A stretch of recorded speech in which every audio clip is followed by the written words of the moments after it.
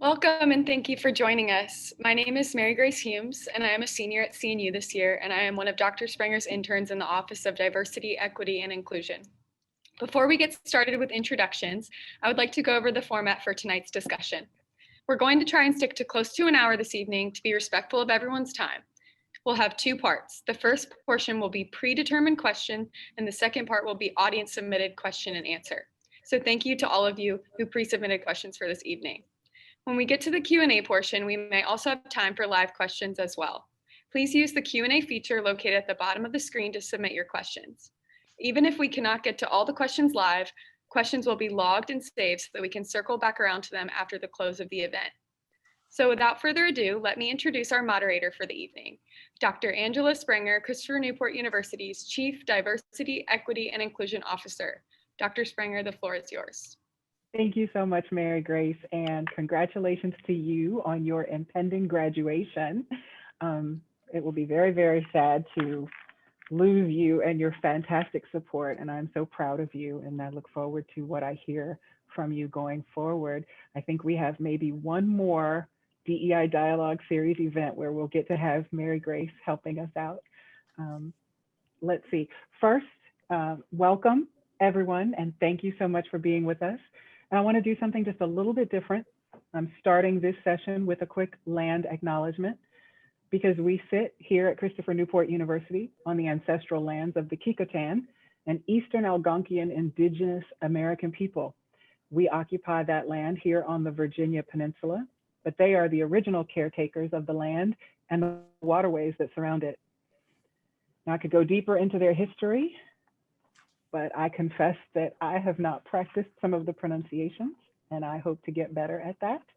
So what I will do next is introduce my esteemed panel. I am so honored and overjoyed to have these exciting folks here, and we are going to have some wonderful dialogue about diversity, equity, and inclusion, and sustainability, and the interactions thereof.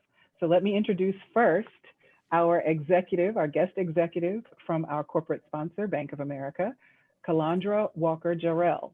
And it is Calandra. Give me a nod. Thank you. Calandra is a diversity and inclusion executive within Global Human Resources at Bank of America. In this role, she's responsible for the strategy and execution of programs, processes, and initiatives focused on increasing the representation, investment, and advancement of underrepresented talent across global strategy and enterprise platforms, private banking, and Merrill Lynch Wealth Management. She's also the HR executive for the Richmond, Virginia market. Key priorities and areas of focus include oversight for wealth management, D&I councils, diversity growth goals and metrics for each wealth management business, and targeted line of business inclusion programs, such as Women Ready to Lead, Know Your Talent, and Let's Get Real, Courageous Conversations. She's a proud alumna of Hampton University, and she and her family live in Lawrenceville, Virginia, where she's active in the Parent Advocacy Council, local NAACP, and communities in schools. Wave at everybody, Calandra. Thank you so much for being with us. Next, we have my friend and colleague over in communications, Dr. Linda Manning. Wave at everybody. And I learned something cool about my friend of 8 years that I didn't know until today. Linda Manning earned her Bachelor of Arts cum laude in French and International Studies from Duke University in 1990. And I said it that way because I went to Duke and graduated in 1992. So let's go Duke. She spent her junior year of college studying in Paris, France at the Sorbonne, l'Institut Catholique de Paris, and l'École du Louvre. Did I do that well? Thank you. She earned her Master of Arts in Communication Studies with an emphasis in Rhetoric and Performance Studies from the University of North Carolina at Chapel Hill in 1993. Go North Carolina. She earned her PhD in Communication Studies with an emphasis in Family Communication from the University of Denver in 2002, and she's currently an Associate Professor in the Communications Department here in the College of Social Sciences at Christopher Newport University. Her teaching and research interests are in sustainability, higher education, and family communication. In particular, she considers the role of the child's voice in interactions. She has published articles on international adoption, later life couples and conflict, caregivers of pediatric cancer patients, grief in the workplace, which we could probably be researching right now, right? Immigrant children and pedagogical practices with study abroad. Thank you so much for being with us, Linda. Let's see, the next person on my view right now is our esteemed young alumnus, Pramod Jacob, who graduated from CNU just this past summer with a Bachelor of Arts in Environmental Studies. Wave at everybody, Pramod. He relocated to Portland, Oregon immediately after graduation in August of 2020 and is now based with Solar Oregon, an educational nonprofit encouraging Oregonians to adopt renewable energy. Thank you, Pramod.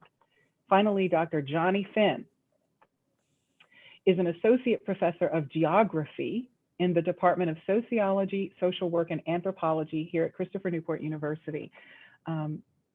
Johnny is an urban social geographer, and his research focuses on the geography of race and racism in the Americas. He's conducted extensive field research in Brazil, Cuba, and Hampton Roads, Virginia, where his current project, Living Together, Living Apart, Geography of Segregation in the 21st Century, focuses on the ongoing human toll of persistent racial segregation. This project uses oral history, historical research and analysis, participant-directed photography, and spatial analysis to challenge the naturalness of segregated landscapes and explore alternative futures. Johnny's published close to 40 articles. That's called prolific. Multiple book chapters, reports, and op-eds, and has attracted over $170,000 in research grant funding. He's given nearly 50 invited lectures across North America, Latin America, and Europe. In fact, one of the reasons he's on this panel is because we couldn't get him on a previous panel because he was doing an invited lecture that night. We're so glad to have you, Johnny, and we celebrate all of the work and the research and the transformation that you've been doing in our community and in the world. Of course, Johnny teaches human geography, urban geography, and human environment interaction, among other things here. So we're glad to have you on this panel today, and we look forward to, did you wave? I missed it. Did you wave at everybody? Everybody knows who you are? Okay. So we're just gonna go ahead and jump right in. I've got some very basic questions to get us started, and we'll kind of get level set with some definitions. How about that? All right, so first, some groundwork. Let's get some definitions on the table. Let's start with equity.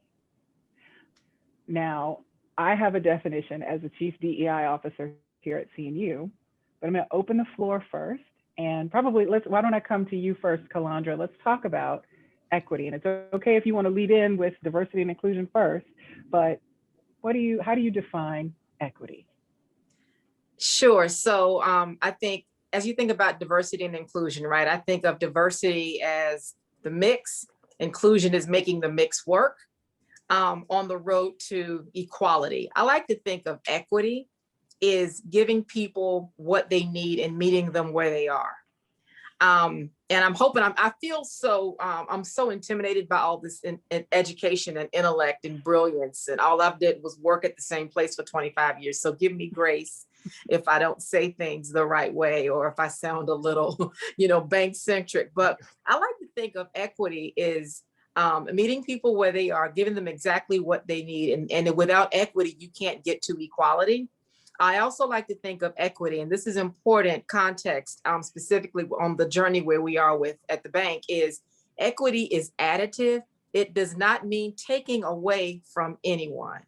And we're starting to hear a lot about that. So I might need 3 bricks to see over the fence, and you might need 4 bricks, and someone else may already have a clear view over the fence. I'm not taking your brick.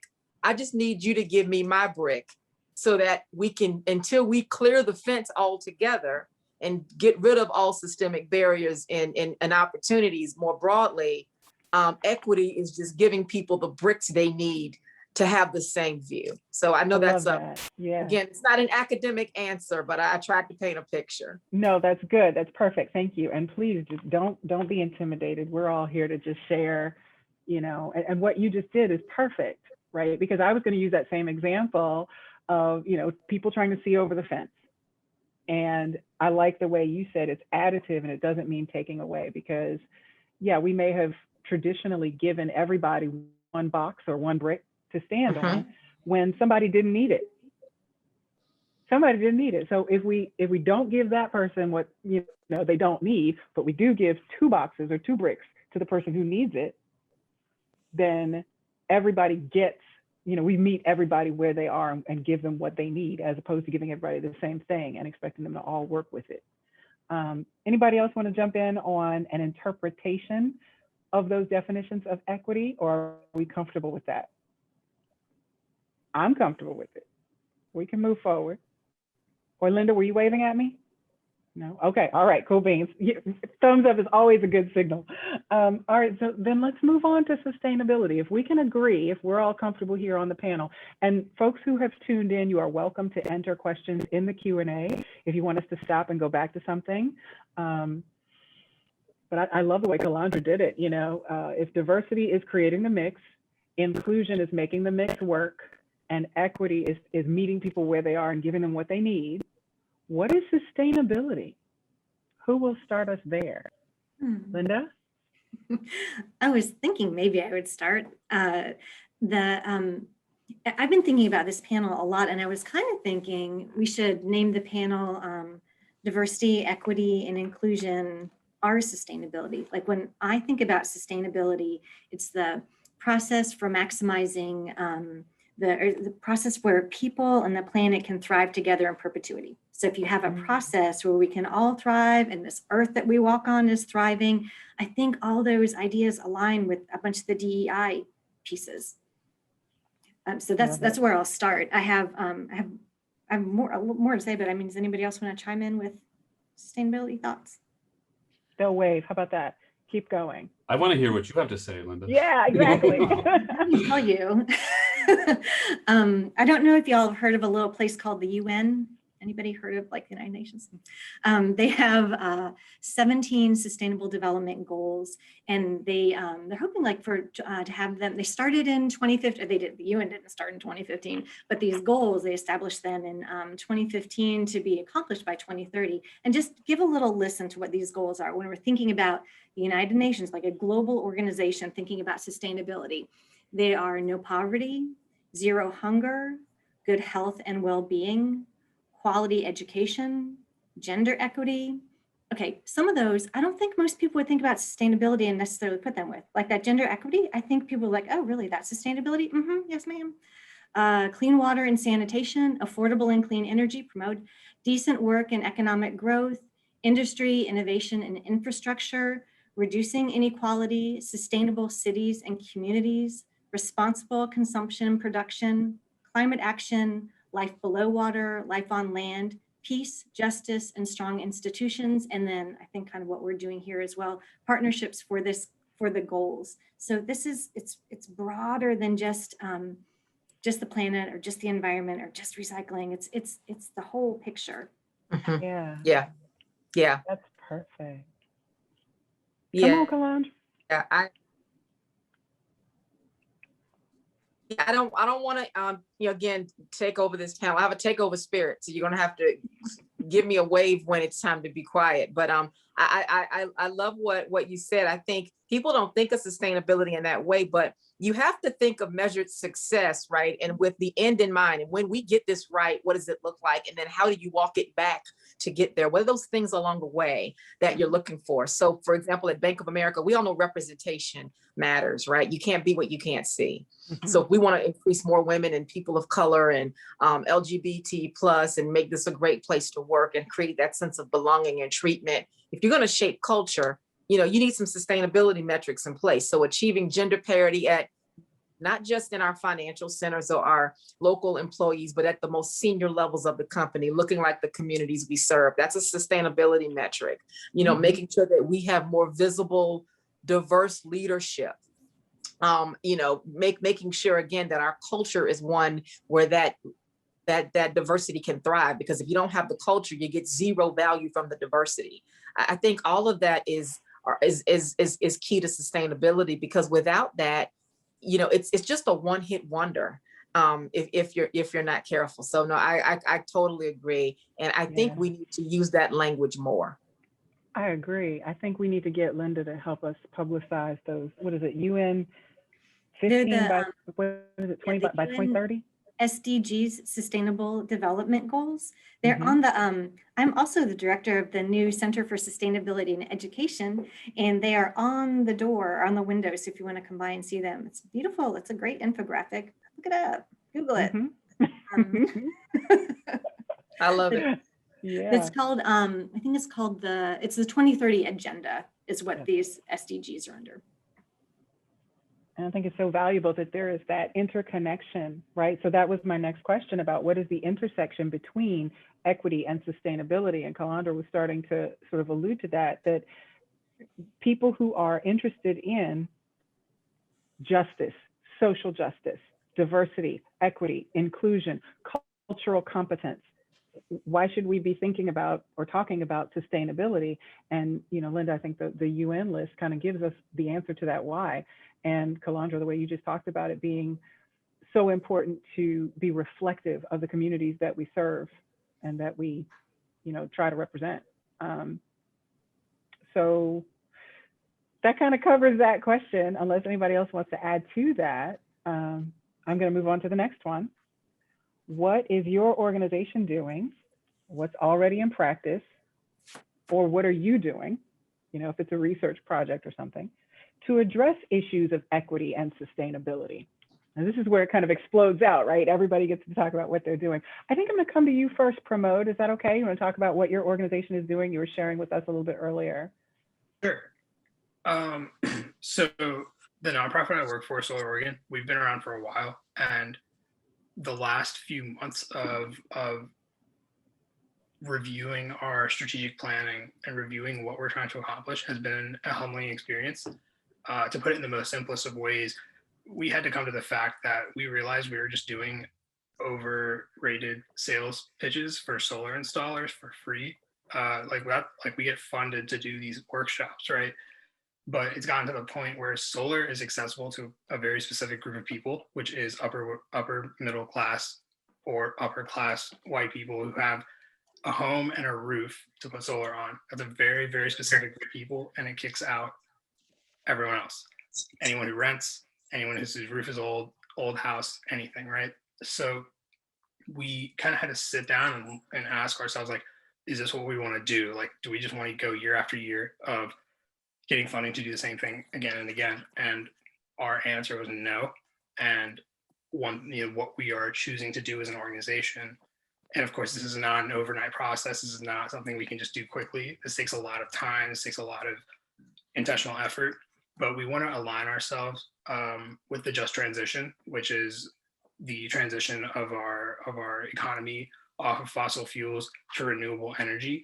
But during that process, you prioritize people who are hit hardest by the effects of climate change, which are people of color and low income families and communities where they have been historically disadvantaged. So what our organization now is trying to do is utilize our advantages and our network to bridge the gap from clean energy to these populations that haven't been able to access it for so long. So there's a few projects that we've been working on. I can come back to those after everyone else has had a chance to share what they're doing. But yeah, that's the sort of focus shift that we've taken, is going from telling rich people about solar to getting everyone the benefits of solar.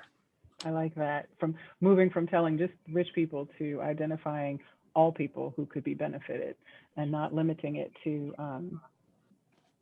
just the affluent class. I shouldn't even say class. Actually, we started moving away from saying class, right, to referring to just income status. But very good. Look at you. All right. Johnny Finn, what are you doing to address issues? I'm laughing because I already know some of the things that my friend Johnny has been up to lately. Do you want to speak to some of the initiatives that you've been involved with or some of the research you've got going on right quick? Yeah, sure. Thanks for having me. And I enjoy listening to what everybody else is doing, because I think a lot of times we get caught up in our own teaching and our own projects. It's lovely to hear what my colleagues are doing, what folks out there in the real world are doing. So I approach these questions of kind of the intersection of sustainability and equity kind of through and perhaps it's a bit academic, but through the lens of environmental justice. And at the root of the core of environmental justice, research and advocacy is the basic idea that in a environmentally just world, environmental benefits and environmental risks are shared equally by all. So no group has a disproportionate access to benefits, environmental benefits, parks, green spaces, clean air, clean water, and no group should have a disproportionate exposure to risk and hazard. And unfortunately, we see that doesn't happen a lot. And there's in my work coming originally from researching the ongoing impacts of and ongoing and kind of persistent levels of racial segregation in cities. Over the last year or so, we've started doing a lot of spatial analysis where we're mapping out the underlying racial and economic geography of cities, like basically mapping out how cities are segregated. And then when you take on those maps and you overlay on top of them interstate highways or EPA toxic release sites, or when you map on top of them extreme heat in summer afternoons, you start to see these patterns emerge where primarily non-white populations and primarily low-income populations are overexposed to extreme heat, are overexposed to the kind of environmental pollution associated with EPA toxic release sites, with close proximity to interstate highways, and all these kinds of things. And you see that these kinds of things accumulate one item after the other and 1 year after another. They accumulate to produce really kind of environmentally unjust landscapes. And so and that's kind of how I approach this intersection of sustainability and equity, is through the lens of environmental justice, and then kind of mapping out the landscapes of environmental justice, and then starting to think through. And I think this is where some of the work that Kalandra and that Pramod are doing is really, really important, is kind of think through how to kind of move beyond, how to remedy some of these situations. I also, I'll echo Pramod's comment. I have more to say, but maybe I'll just pause for a second and not suck up all the oxygen right now. I told you, our panels are always, I don't know if I said this after we went live, but I was talking to our panelists before, and I'm like, it's always very collegial. We create space, collegial, and then we can come back to, right? And it's fine to provoke long as we create space, because the work is inclusion, right, Kalandra? We want to include everybody. So let's see, I think I went to Pramod first and then Johnny. Kalandra, what is your organization doing? You started alluding to a couple of things that Bank of America is doing to address issues of equity and sustainability that you can share with us. Absolutely. So internally, we've been on this journey for about probably over 20 years, right? Diversity and inclusion, focusing on representation of women, underrepresented groups, and then really focusing on that culture of inclusion where you get the value of the diversity that you're bringing through.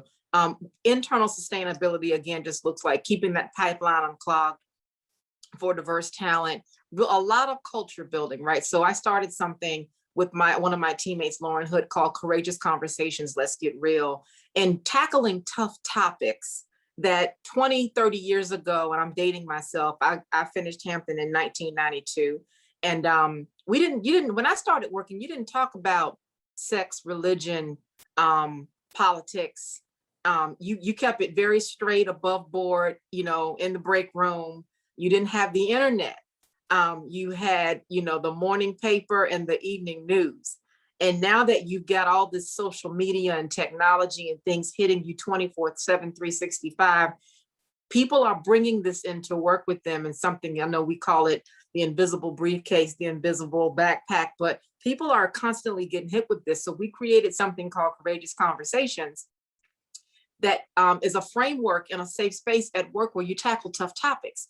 And among those tough topics were things like racism and sexism and the Me Too movement and Time's Up. And then you had the shooting in Orlando at Pulse nightclub, which impacted the LGBTQ community. And it goes on up to last summer when we started to see, or it came to light, the murders of Breonna Taylor, George Floyd, Ahmaud Arbery, Rayshard Brooks, and countless nameless, faceless others. And our CEO finally just said, you know what? And we talked about this before we launched this conversation. And we said, you know what, we've never seen anything like it, from this summer. And our CEO, Brian Moynihan, just took a stand and he said, you know what, we will not tolerate racism in any form. And there is an urgency now, and we will not let it die down. So what he did, he put money where his mouth was. And we have a $1.25 billion commitment over a 5-year period towards racial equality. And closing that gap. And I think that's powerful. 1.25 billion with a B.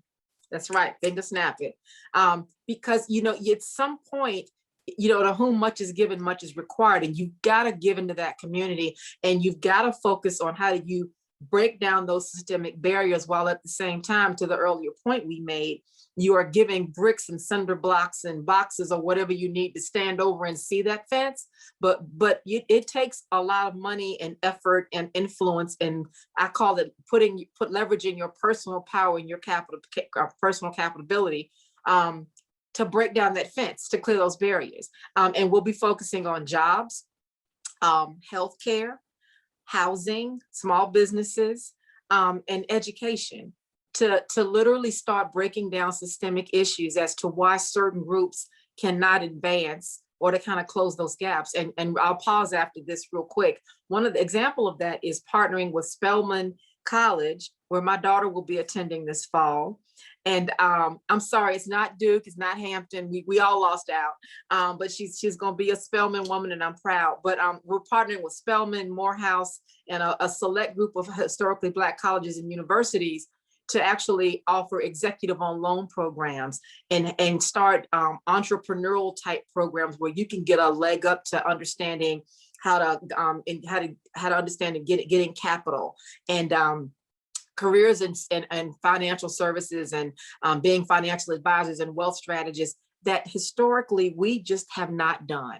So just, you talk about closing barriers and breaking barriers and closing gaps. It takes money and influence and leveraging your personal power and capability to do that. And we just decided, our CEO has just been amazing, that he was just gonna put that effort in that way. So I think, long answer to your short question, sustainability is looking the issue dead on, making a public statement about it, being very vocal about it, and then backing that up with dollars, resources, funding, influence, whatever's necessary to break down those walls. That's awesome. That is wonderful. And Yeah. I love hearing about the initiatives, putting action behind the words. Right. And so I'll be following up with you later, because as a PWI, we may not be able to qualify for some of the funding, but we can certainly find ways to effectively partner with you going forward in a continued relationship. Absolutely. Yeah, Absolutely. Go Blue that sounds Devils. fantastic. Go Blue Devils. I love it. See? Speaking of my fellow Blue Devil on the panel, I don't want to leave you out here. Would you like to talk about what your organization, the Center for Sustainability here at CNU, is doing to address issues of equity and sustainability, in addition to, of course, us partnering to do this panel? Yeah, absolutely. It sounds to me like all of the panelists have been talking about how do we build more sustainable communities in different way, shape, and form. And I think that has been the focus of the work through the Center and the Office for Sustainability, and actually the Center for Community Engagement. We've been following this campus and community as a living learning lab model. So there's a way of doing this that's kind of in place, and we've been mentoring our students with some systems thinking. So you have this idea that we're all interconnected. Things that we do, what one person does has an impact on somebody else. And this idea of community-based social marketing, I don't know if y'all are familiar with that, but it's basically where if you have a wicked problem, which is like climate change is one of them, poverty is one of them, hunger is one of them. Like there are lots of these problems that are really tough to figure out. There's not a simple answer. scales, there's a lot of stuff going on. So one of the ways to address that is through community-based social marketing, where you talk to the community. Who are the members who are experiencing these situations? How does that system work that they're inhabiting? And then what are the barriers and then the benefits? How can you figure out what's going on with their behavior? How can you make effective behavior change? I think Pramod identified some of those things when you're talking about how do we shift how we've been doing solar energy in Oregon. So how we've shifted here on CNU's campus, I'll just give you a couple of examples. I was shocked when I found out that 20% of the campus's waste basically occurs in move out. Like when the students move out, that's a fifth of the annual waste happens in like a couple days. Are you kidding me? So yeah, right. I didn't know that either. And I can read lips now thanks to Zoom. So Lindsay Salmon is one of our Ferguson Sustainability Fellows. She has Give It Up. Like that's our campus move out program. We just had it yesterday. We partnered with Goodwill, and we're figuring out how can we divert this waste and make people can use it. You can sell it. So that program. That's I think an example of how we're addressing sustainability, equity, like kind of looking at some of these issues. Another issue that's a little bit broader going into the Newport News community. Avery Naparella is also a Ferguson Sustainability Fellow. She's been working with urban agriculture, trying to increase food security in underserved populations for the past couple of years. And on Monday, I think it was Monday, no, Tuesday, we planted our very first food forest in Newport News. 5 acres on Chestnut, across from Discovery STEM Academy. And so we planted apple trees, pear trees, plum trees, other trees, I can't remember. And they'll be free to the community, just walk by, pick it. I mean, it's not gonna grow tomorrow, but that idea of like come in, that was with the Newport News Green Foundation. I mentioned Renee Foster, who's with Hampton Roads Urban Agriculture. There are a lot of community members who care about these issues, have been talking about what do we need, what does the community say that they need, and then addressing those needs. So we have more students doing amazing projects, but just a couple of examples there. That is fantastic. That is fantastic. I did not know that we had, first of all, you mentioned Ferguson Sustainability Fellows. So you've got students who are actively involved. Yeah, well, that is great. We made that. How many are there? We have 4 of them. They're Ferguson Fellows. I mean, that's a thing. But Jen Jones is our sustainability coordinator with the Office for Sustainability. And we're like, how about if we make them Ferguson Sustainability Fellows? And Commander, like you're talking about having, for those who have much, something, give us money. It was fancier than that. But so Ferguson has been a wonderful support for these kind of projects. Yeah, so we have 4. We have wonderful. Gosh, we have over 20 students working on us with 4 fellows. See, Kalandra, we need to talk. We need some Bank of America fellows in DEI. Let's do it. Let's talk. But so Linda, those projects sound wonderful. And I understand that there's also a significant initiative here at CNU to recycle and capture waste at tailgate parties, which one day will be a thing again, y'all. Right? We're going to get together. Promise. Right? We're going to go to games. We're going to have events, and there'll be the opportunity, for us to party and celebrate and have food and create garbage. And we recycle that now, right? Yeah, because you cannot have a sustainability conversation without bringing up recycling. But honestly, it's more than just that. But I will say we have again, yay, woo woo, Pepsi. Pepsi grant supported we have Recycle Right. That's another project we're going into our 3rd year. So talk about sustainability in terms of these programs. James Duffy started that project with the Tribble Library edition, and the research, like best practices, says paired recycle and waste containers will increase your recycling. So we've been, Alison Burbach is working on it this year, and I have somebody in mind for next year. So we're trying to move that, those best practices in terms of sustainable behaviors into the classroom. And there's something else I was going to say with that, but I can't think of this. I'm just going to make a tiny pitch in terms of sustainability. Sure, recycle your heart out, but really, if you would just reduce your consumption, quit buying stuff, like that would be really helpful. Because I could show you a graph that would show you, even if you increase recycling, it's still the same. It's the same amount of stuff. You just need less stuff. But yeah, having zero waste events at some point, the COVID will be over, and we could do fun things together. Totally. Yeah. Okay, Johnny, I sucked up all the oxygen. No, no. And so I'll come back around because I know everybody has more that they wanted to share about, what we're doing in our organizations to move us forward towards equity and towards sustainable equity. Because, Linda's right. And we said this going up to the panel. I was like, I know I'm going to mention recycling. It just sort of naturally happens. So thank you for giving me grace on that. But what we're seeing, right, what each of you is describing is that sustainability means much more than just recycling. We're talking about the sustainability of our processes, the sustainability of the people, the sustainability of the planet as well, right? So I'm going to come back around to Pramod right now while he's drinking. No, I'm kidding.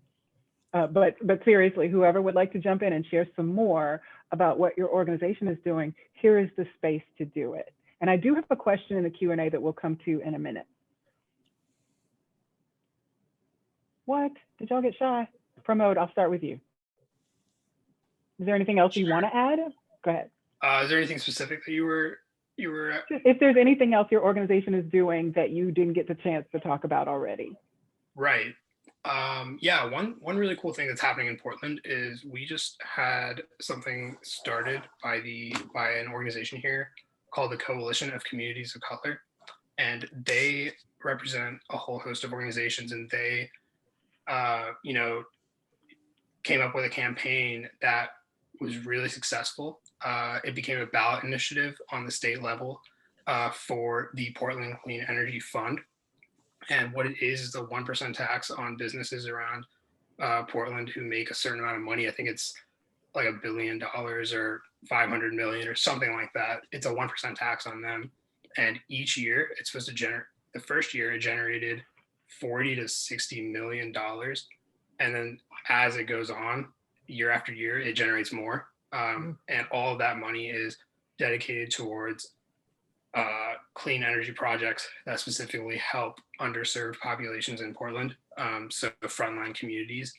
And what we as Solar Oregon have done, following that model of practicing allyship with other organizations instead of trying to do everything ourselves, it's not practical. So what we can do is utilize our strengths and help other organizations. So what we've done is partnered with an organization called the African American Alliance for Home Ownership.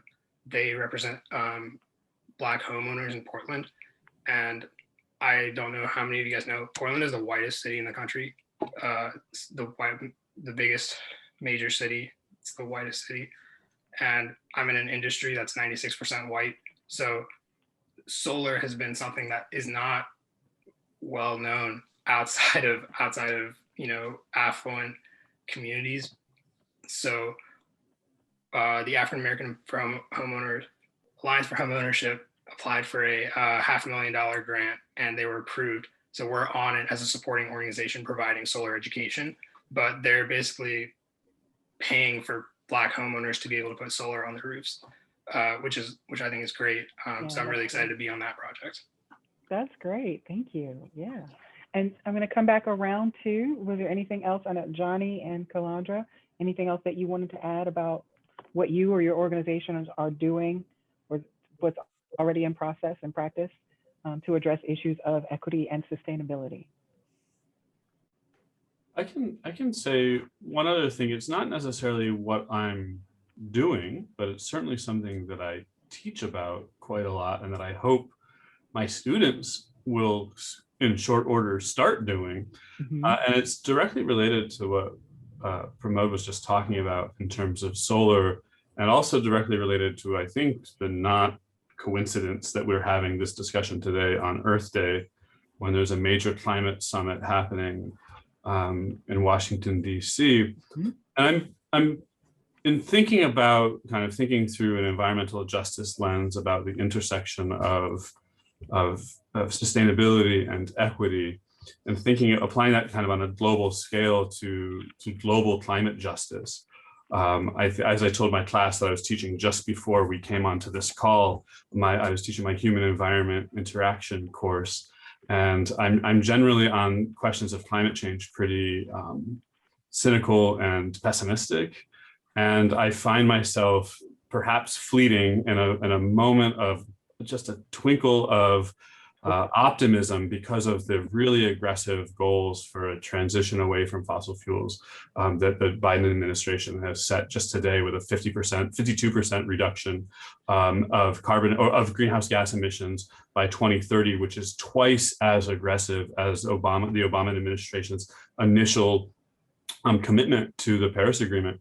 And so more than saying anything, I'm particularly interested in hearing from the other panelists, and perhaps especially from Pramod, about kind of how, like you use the word the just transition, which I'm assuming you mean the transition off of fossil fuels and towards renewable energy. And I think it's so important to keep kind of justice at the center of that discussion. And I'm curious, like, to know how that's going to be put into practice. That is, how different organizations, different businesses, how the banks who are going to be financing a lot of this, and how the government is just going to be regulating this. This is something that I'm going to be watching for, how in this drive towards a net zero, which is what they're saying, a net zero by 2050 or whatever, in this drive towards net zero by 2050, how equity and justice kind of are, if they're able to be kind of centered in this movement towards like, as you said, promote a just transition. So that's more of a question than an answer to anything, but that's what particularly what I'm looking for in the coming years. Yeah, I hear you asking about the paradigm, the philosophical positioning that Solar Oregon is taking. Pramod, are you comfortable trying to speak to that? Sure, I can definitely try my best. First, shout out to Dr. Finn. You talked about having your students hopefully learn that stuff. Were you one of his students? Yeah, sophomore year, 8 a.m. It was great. Best time of the day. I was an 8 a.m. prof too. Best time of the day. Yeah. But yeah, so when we sat down and did our strategic planning and really looked at like what we were looking to get out of putting an equity objective on there, like what is even the point? Like, are we trying to approach this like with a pure intention, or do we just want to, hey, George Floyd just happened, everyone's doing DEI trainings this summer, do we just do a DEI training and, you know, like, job done? And, you know, during that process, we've been talking to different facilitators and DEI trainers, and the one we're deciding to go with, we had a very different conversation with them than anyone else. And they told us, like, we're not interested in doing 1 or 2 trainings with you. We want this to be a year-long process where we do multiple workshops and try and achieve system change in your organization, rather than you guys doing a quick training on a weekend and then doing the same thing you guys have been doing, going back to normal. Creating actual change where you look at your processes and look at your practices and try and shift them. So for us, like I was saying, you know, focusing on just transition, what we're good at and what we have is a network in the city where, you know, our board is very large. It's 19 people. They are an assortment of business owners and other, you know, people who work at nonprofits, people who work for the government, people who work for the state, and they're all over Oregon, they're all over Portland. So we have this great resource that, yeah, it's not going to help us get get solar to minorities instantly, but we have certain tools that we are able to use. And one thing that we're doing now is using our tools with the business community. I don't know if everyone knows what B Corps are. B Corps are a special, it's a certification that businesses can get, and it's for the triple bottom line. So for people, the planet, and I think the last thing is your profits, but all of them are supposed to work together. So these businesses are really concerned about the environment, and they're very, you know, concerned about their impact. So what we're doing is utilizing this network to be able to fund a huge solar system to go up across multiple roofs in the city. And we want people to, in Oregon, you can subscribe to these solar systems. It's called a community solar system. So you have people subscribe to them. And what we're trying to do is the subscribers, if they are considered low income or income qualifying, they save a considerable amount on their bills. Nice. So when we're talking about creating equity in solar, right? If you don't have money, if you don't have a roof, if you don't have a house, you can't get solar until now, which is what we're trying to change. Is you don't have to have those things. We can still get you the savings and the benefits of clean energy and solar. That's pretty cool. So That's pretty cool. yeah, it's been a really exciting project. I'll add one more thing and I'll stop. My main focus in that project that's related to equity is workforce development. I'm working with different solar installers in Portland, different trade associations, and other nonprofits to be able to figure out how we can create like internships and jobs through the building of this big community solar system, finding opportunities for students to get experiential learning Excellent. experiences and stuff like that. High So school students, college students, what level? honestly, we're starting with middle school students. Oh, okay. Portland Public Early. Schools has a program for climate That's careers smart. for middle schoolers. So we want to start with different levels. So start with like a field trip for them, and then maybe like field trips for high schoolers, but then for college and above, get them actual job experience. Very cool. I like it. Good I love it. job. Good I job. love it. All right, I'm going to come to you, Ms. Calandra. What else would you like to share with us about what Bank of America is doing to address issues of equity and sustainability? And then we've got an interesting capitalism question in the Q&A, if y'all want to take a look at that. Yeah, well, let me answer what the bank is doing so I can get away from the capitalist question. That would be great. Let me stay in my lane. So I'll tell you, Bank of America has everything we do starts at the top of the house. So not only we don't do, again, I keep saying one hit wonders or initiatives. We have actual teams, resources, careers that are dedicated to diversity, inclusion, equity. And we also have a team called the Environmental, Social, and Governance Group, led by a great man named Andrew Plepler. So this man is boots on the ground, super smart, well-connected, but so passionate about ESG. And so an example of that is not only under his realm are we talking about climate change, and literally weaving it into business practices, like how do we support nonprofits? How do we make sure that we have low carbon, economic solutions to support certain businesses? How do we model that internally with our own real estate and our own companies? But underneath that, we have parts of that team that focus on giving and volunteering, recruiting military employees, philanthropy, again, environmental work, feeding America, better money habits, anything that you can think of that will make this a better world to live in and make Bank of America a better place to work is under this group. And I think it's just so powerful at a bank where you think automatic banking, you think investments, money, financial services. Well, there's a responsibility to responsible growth.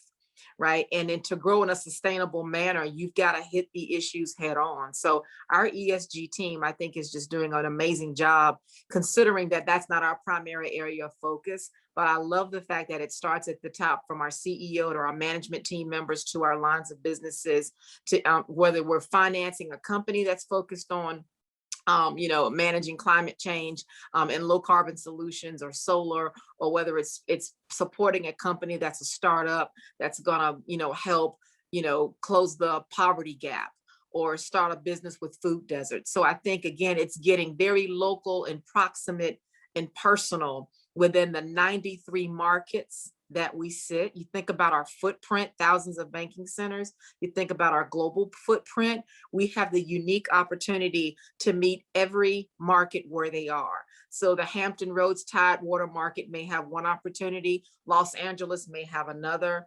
Portland, Oregon may have another. And we can take a very high level enterprise strategy and mandate, and change starts locally and personally. So we are, I think it was Brian Stevenson, one of my heroes, that is the inspiration behind the movie Just Mercy. And he's the CEO of the Equal Justice Initiative. He says, we've got to get local and proximate and personal. And he's also a partner and friend of the bank. So we take that very seriously. Thank you. Thank you. Absolutely. And you said a couple of things that, well, actually, before I go on, did anybody else want to jump in at that point? I know I saw a couple of folks maybe unmute. You are welcome. That's what you're here for. I don't want to talk too much. Y'all the panel. Okay.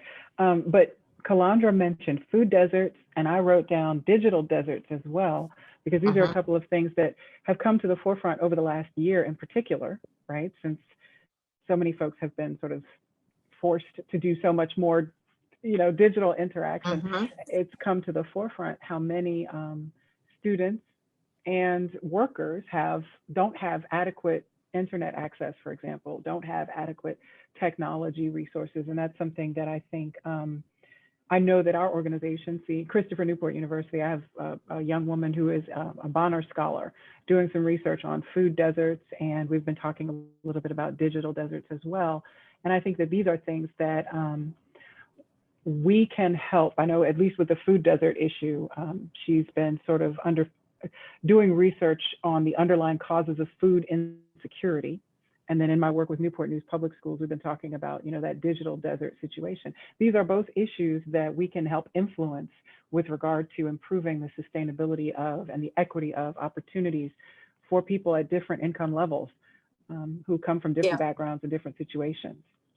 Can I make one more quick point before you go into Q&A? I'm sorry. Sure. You woke something up in me. This is where I think diversity of representation at the table where decisions are made are so important. You cannot have a monolithic, homogeneous team at the table that may not be proximate and local to the issues. And we all know a lot of the issues you just talked about are disproportionately impacted into with communities of color. You have to have representation at the table where the voiceless have a voice, and that can be raised. And by the time you don't catch it on the news or in the newspaper, it's a little bit too late. Having people at the table that have a little bit more, association with that group, that are on the ground, whether they're in the markets, whether they're living in those communities, whether they show up like that community, again, is so important. I think just to wrap up my part, representation really does matter. You have to have it at the table, at the front, and you've got to get that voice early on. It really does. And you have to listen to them, and believe what they're saying. That's right. Some of those digital desert issues that were not surfaced by an executive here at Christopher Newport. And when they were surfaced, it kind of caused a deep breath moment of, oh my goodness, no, we hadn't really thought about people not having access to, or, well, why can't we reach these people? We're trying to give an opportunity to this person or that person, and, they're not responding to our email. Well, maybe their internet access has been limited. That's right. Or maybe their phone number has changed during the pandemic. Anyway, so yes, I do want to honor the person who has posted a question. It's kind of a challenging philosophical question, though, so I'm just going to put it out there for all of our panelists to think about a little bit. Kyle has asked about the challenge of capitalism, right? The idea seems to be that capitalism's individualism and profit motive tend to strengthen racial inequalities rather than enable group efforts, which would be appropriate for ending racism. So to end racism, we have to end capitalism. And that's where we get to sort of a jump. To end racism, we have to end capitalism. So I think the question would be, do you as panelists agree that to end racism, we would have to end capitalism? Because to move forward from there, you would have to agree with that premise. I'm happy to speak to that, but since the question was directed to Kalandra, I'm happy to defer if you want to take a first bite of the apple. That's a challenge, right? The question is more of a challenge, right? It's as part of a financial company that's committed to capitalism. How would you respond? And I don't see her saying, yeah. No, I would love to hear what everyone else thinks. We'll give you some space for that. To get in trouble. Yeah. So please go for it. Well, I think, there are kind of philosophical and theoretical questions embedded in whether or not racism is intrinsic to capitalism. And I'll kind of bracket out the philosophical and theoretical questions. Maybe we can return to those. But I think from just a historical material perspective, racism has been central to colonialism and capitalism since the day Columbus landed in the Americas, and probably a lot longer before that as well. That is, the exploitation of Black, Brown, and Indigenous bodies has been a core way that white people have extracted profit from land and from labor. For example, 3 of the 5 people on this call right now are sitting on furniture, since we're a state institution, made by prison labor that gets paid in the state of Virginia between 50 and 80 cents per hour. And that's by Virginia statute, that the public institutions have to purchase furniture and other things from literally directly from Virginia Department of Corrections. This goes from slavery to the present day, that racism has been a tool that capitalism has used to extract mighty profits from land and labor. Now, whether there's the intrinsic link to say that one can't exist without the other, again, there's been tomes written on this question, but I think it's just irrefutable that racism hasn't been at the heart of the capitalist project in the Americas for the last 500 years. And that's kind of how I would respond. And yeah, let me just mute myself now. No, that's good. No, that's good. I see, but I appreciate you, right? Johnny is one of my heroes on this. I love how he just gets into it and he will take us there. But here's the thing too, that you raised, Johnny, that you reminded me of is, okay, Linda, we were talking about this the other day. Is it Patty or Peggy? Is it Flanagan? The invisible knapsack, right? Macintosh. Macintosh, thank you. Peggy Macintosh. Please forgive me if you ever see this video, ma'am, and I've butchered your name. But the invisible knapsack, talking about privilege, right? And she's a white female sociologist, I believe, and she talks about how in order to understand privilege in this country and white privilege in particular, you have to be willing to accept that there's a tool set of resources and opportunities that are made available to her as a white woman, for example, that would not automatically have been made available to me. And so when we start talking about ending racism, I think it's important for us to at least just acknowledge that and to recognize the disparity and the inequity that may be built into systems and operations like what Johnny was describing. I did not realize that about my chair, and I feel really sad about that. There are some things that are built in that we don't even realize we have. One of the things that I've been sort of promoting since I've been in this role is to understand that we all have some degree of privilege in most of the conversations I've been in. And it's important for us to surface that, just like it's important for us to surface unconscious bias. And I'm sorry, I didn't mean to speechify. Panelists, come on back in. Well, I did want to say, and I think Calandra has been talking about this idea too, just who's sitting at the table and how can you get different perspectives on these lived experiences. I mean, I am a communication scholar. I'm all about building relationships and how do you do that through vulnerability and trust and those kind of things. There are lots of ideas around economics, and I don't think we can say any one thing is, if we get rid of one thing, then it's all going to magically be fixed. It's not going to work that way. I mean, to get rid of capitalism tomorrow, I don't think that all of a sudden everything will be fixed. And I think different ways of thinking about how do we do our economic systems, how does the structure working? That's worth a conversation. Right. Inclusion. That's all you're talking about, right? Inclusion. Doing the work of having more people's voices in the room around the table. That's right. And listening with empathy and understanding, and being prepared to walk a mile in someone else's shoes. Yeah. Is so important, right? Yeah. My grandmother used to say, you have 2 ears, 2 eyes, and 1 mouth for a reason. You need to do more listening and observing so that then you can make more better informed decisions. It's just so important. And I think this last year is living proof that we've just got to slow it down so we can go faster. Yeah, yeah. So we have reached our time. We only had that one question in the Q&A. And so I want to thank you, Pramod, for giving of your time from the West Coast. Thank you.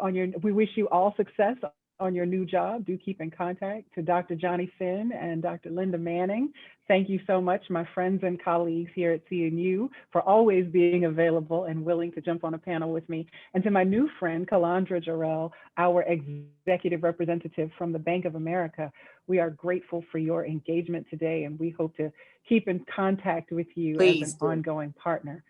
So everyone who tuned in, thank you so much. And if you are watching this later on, you can feel free to send me an email if there was a question that you wanted to ask that didn't get answered to diversity.inclusion@cnu.edu. Thank you once again to everyone. It has been a pleasure talking with you.